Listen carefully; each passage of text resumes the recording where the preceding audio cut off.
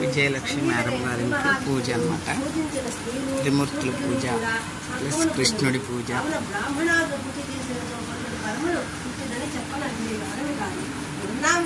చాలా మహత్యమైనది. ఆ చోట పూజించినట్లయితే విష్ణువుకు అత్యంత సంతోషకరమని పూర్వము దేవతలు గంధర్వులు ఋషులు వంటి వారు బృందావనమునందు సన్నిహితుడైన శ్రీ మహావిష్ణువుని పూజించింది. కార్తీక శుద్ధ ద్వాదశి రోజున తులసీ సహితుడైన నారాయణమూర్తిని పూజించని మనుషులు కోటి జన్మలు పాపులుగా చండాలుగా పుట్టింది. కార్తీక శుద్ధ ద్వాదశి రోజున బృందావనమునందు శ్రీ మహావిష్ణువు అనంత శరణులే శ్రద్ధాభక్తులతో పూజ చేసినట్లయితే బ్రహ్మహత్య సురాపానము సువర్ణశ్రేయము మొదలగు మహాపాతకులు కానీ నిరుపతల్ప గమనములు అతిపాతకులు కానీ ఒక ఉపపాతకులు కానీ వీరు తక్షణమే అగ్నిహోత్రంలో పడిన నీటి వలె దగ్ధమగును. అతి మహాపుణ్యప్రదమైనది శ్రీ మహావిష్ణువును పూజించక ప్రశస్తమై ఉన్నది. సాధకుడకు పురుషుడు స్నాన సంధ్యావందనాన్ని నిత్య కర్మానుష్ఠానములు సరిపి కల్పోక్త ప్రకారముగా నానావిధ నిరంకరించి నానావిధములకు పుష్పముల చేతును రూపదీపముల చేతును పూజించి భక్తి పురస్కరముగా నైవేద్యించి దక్షిణ తాంబూలము సమర్పించి ఆ పిలువ కర్పూర సమర్పించలేదు. లోకమునం దెబ్బడి ప్రకారము పూజలు గావించుదురు ఆ సదాపాపము నుండి విడవబడి సమస్త సంపత్తులు కలిగి మిగుల దేశాలు అయి ఉండును. ఆ చోట ఊడ్చి గోమయం చేత అలికి పంచవర్ణ ముగ్గులతో అలంకరించి పద్మములు సమయములో సంధ్యాదీపారాధనలో వచ్చెను తల్లి వరలక్ష్మి, వచ్చెను తల్లి మహాలక్ష్మి.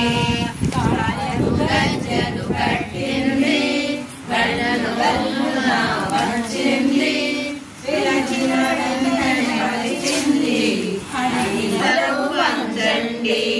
సాయంకాల సమయములో సంధ్యాదీపారాధనలో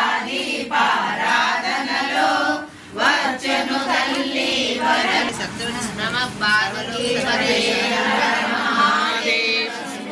శంకర మహారాజ్ కి జై. నారాయణ గాన విలోలం తుంబురునాయన గాన వైకుంఠపురవాసం వెంకటాచల నిలయం. కూడా ఈ అవకాశాన్ని కల్పిస్తున్నటువంటి వారు మన విజయలక్ష్మి గారు.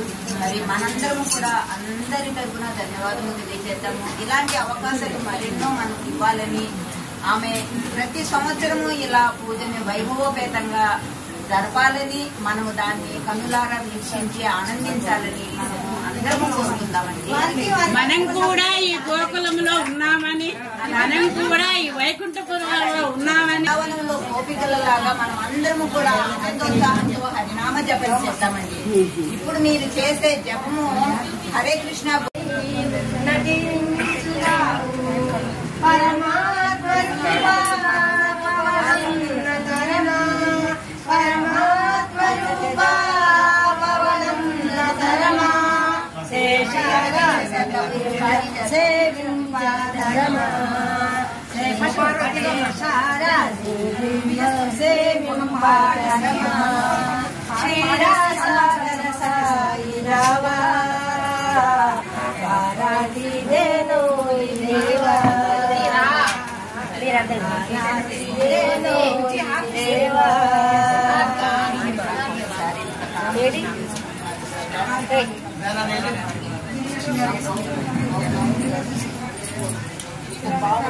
బాబుకి ఇవ్వండి.